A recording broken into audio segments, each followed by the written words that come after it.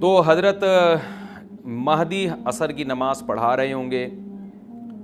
لوگ امامت میں آپ کے پیچھے کھڑے ہوں گے، یہاں تک کہ مسجد کے مینار پر، آج بھی وہ مینار موجود ہے جس کے بارے میں غالب گمان ہے کہ یہ وہ مینار ہے جہاں حضرت عیسیٰ علیہ السلام نازل ہوں گے، غالب گمان کے درجے میں کہا جا سکتا ہے، ورنہ پھر اسی کے اڑوس پڑوس میں کوئی مسجد ہوگی۔ میرا اگر شام جانا ہوا تو انشاءاللہ میں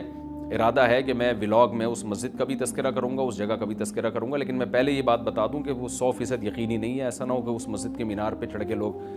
جو ہے وہ اس کے کوئی مینار کو ہی چاٹنا شروع کر دیں تبرک کے طور پہ۔ تو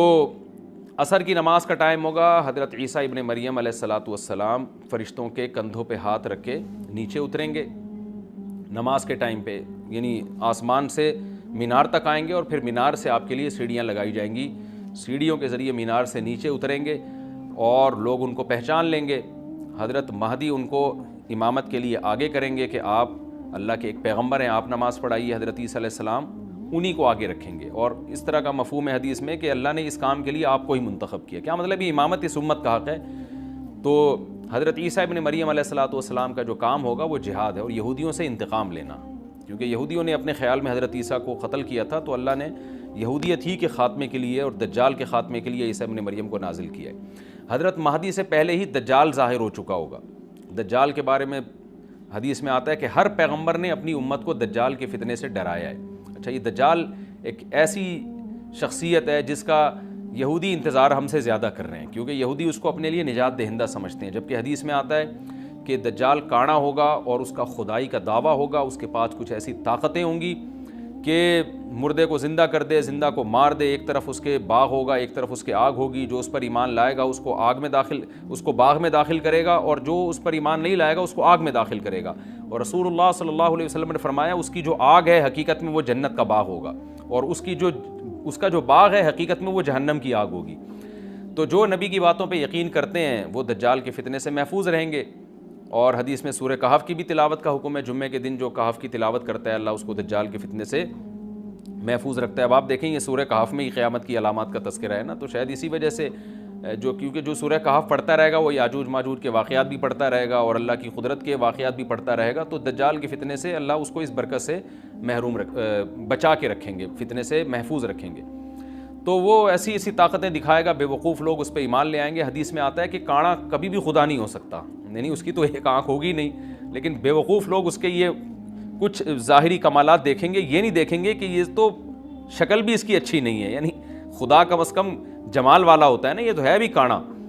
اور اس کے بڑا بڑا کافر بھی لکھا ہوا ہوگا واضح طور پر جس سے پتہ چلے گا۔ لیکن احمق اور بیوقوف لوگ جیسے روحانی عاملوں کے کچھ شعبدے دیکھ کر ان پہ سے متاثر ہو جاتے ہیں نا، روحانی عاملوں کے شعبدے دیکھ کے، تو ایسے ہی دجال کے شعبدے دیکھ کے متاثر ہوں گے۔ تو بہت لوگوں کو، خلقت کو، بہت بڑی امت کو گمراہ کرے گا دجال، اہل اللہ کو اللہ تعالیٰ اس کے فتنے سے محفوظ رکھے گا۔ پھر حضرت عیسیٰ ابن مریم جب نازل ہوں گے تو وہ دجال کو قتل کریں گے۔ حدیث میں آتا ہے کہ نیزے کے ذریعے گھوڑے پہ بیٹھ کے قتل کریں گے۔ علماء نے اس حدیث کا دو مطلب بیان کیے ہیں کہ یا تو اس کا مطلب یہی ہے کہ واقعی گھوڑے پہ بیٹھیں گے، نیزہ استعمال کریں گے، زمین جو ہے وہ اتنی پہلے اس سے جنگیں ہو چکی ہوں گی کہ لوگ دوبارہ تلواروں گھوڑوں کی طرف آ جائیں گے، اس بات کا امکان ہے، ہر ملک ایٹمی طاقت بن چکا ہے، تو اگر یہ ایٹم بم سارے ملک آپس میں چلا دیں تو ہم دوبارہ گدے گھوڑوں والی زندگی پر آ جائیں گے، ٹیکنالوجی ساری تباہ و برباد ہو جائے گی، انسان کی ترقی۔ تو اس بات کا بھی امکان ہے کہ کوئی اس سے پہلے ہو سکتا ہے کوئی ایسی جنگ عظیم ہو کہ انسانیت دوبارہ پہاڑوں پتھروں کے دور میں آ جائے، لیکن ظاہر یہ معلوم ہوتا ہے کہ رسول اللہ صلی اللہ علیہ وسلم نے جو کلام کیا ہے ظاہر ہے اس دور کے لحاظ سے جو لوگوں کے جہاں تک جو لوگوں کی مینٹل اپروچ ہے وہاں تک، تو نبی صلی اللہ علیہ وسلم میزائل یا اور ٹینکوں کا تذکرہ کرتے تو کیا سمجھ میں آتا؟ تو گھوڑے سے مراد ہے جو اس زمانے کا گھوڑا ہوگا، اور نیزے سے مراد ہے اس زمانے کا جو اسلحہ ہوگا، کیونکہ نیزہ نبی کے دور کا ایک مناسب اسلحہ تھا اور گھوڑا نبی کے دور کی میدان جنگ کی ایک مناسب سواری تھی۔ تو اس سے یہ بھی پتہ چلتا ہے کہ ہو سکتا ہے عیسیٰ ابن مریم نیزے کے بجائے کلاشنکوف کا استعمال کر لیں، تو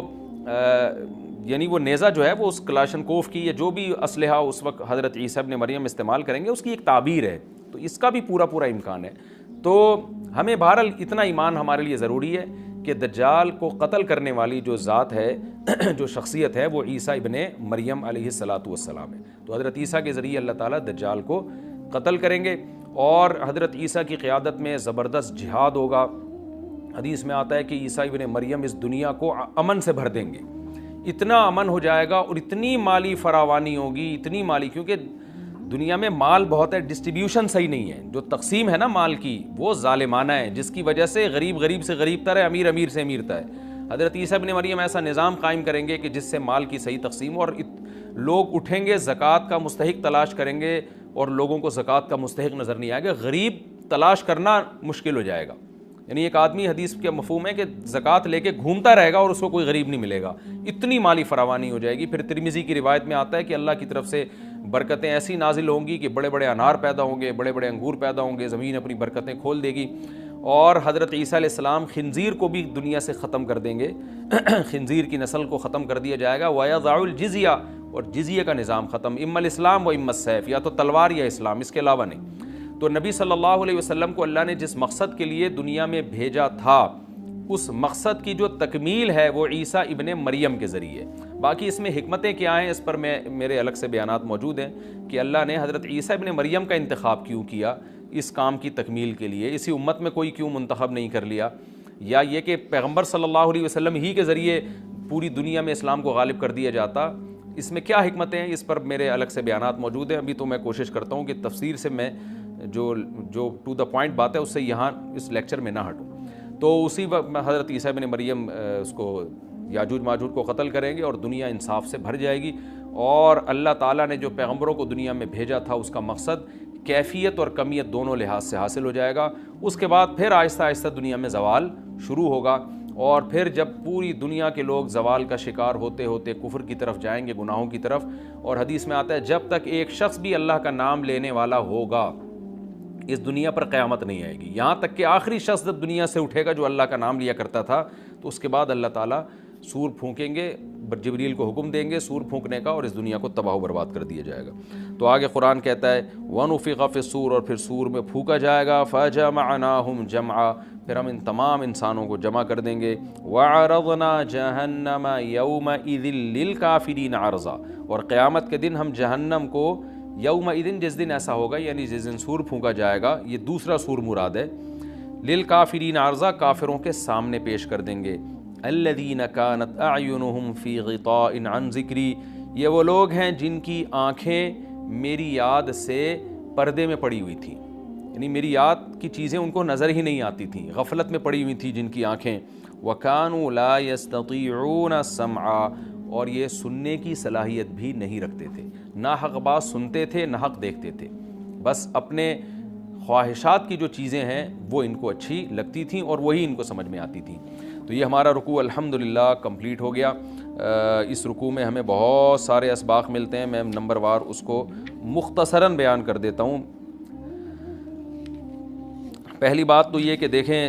اللہ تعالیٰ نے کیسے کیسے بادشاہ دنیا میں بھیجے ہیں اور کتنے پاورفل بادشاہ۔ حضرت ذوالقرنین کا نام ہی قرن والا، دو کناروں والا، زمین کے بہت بڑے حصے کو حضرت ذوالقرنین نے فتح کیا، اور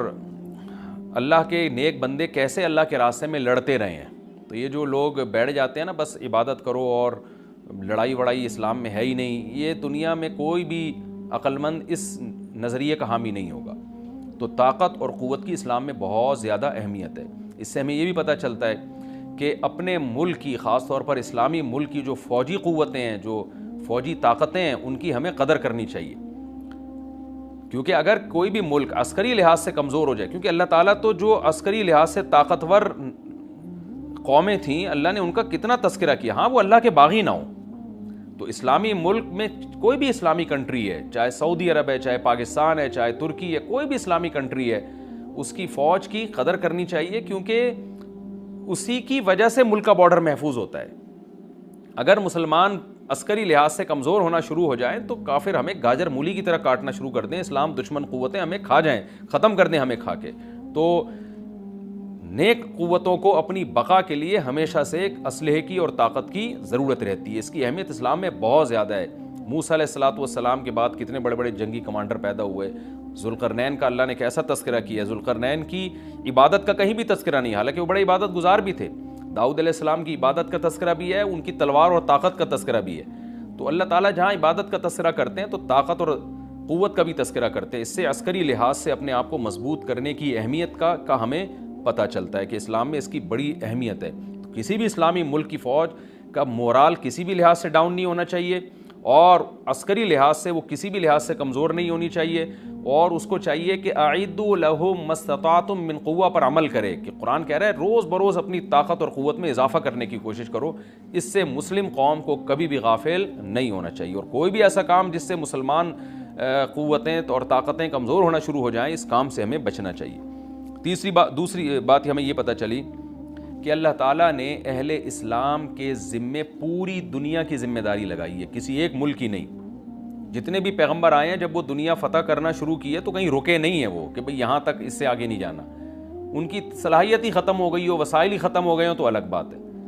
تو پوری دنیا ہے جس میں اللہ کے دین کو غالب کرنا ہے۔ اب اس کا طریقہ کیا ہوگا؟ ظاہر ہے جو جس زمانے میں سوٹیبل طریقہ ہو وہ اختیار کیا جائے گا۔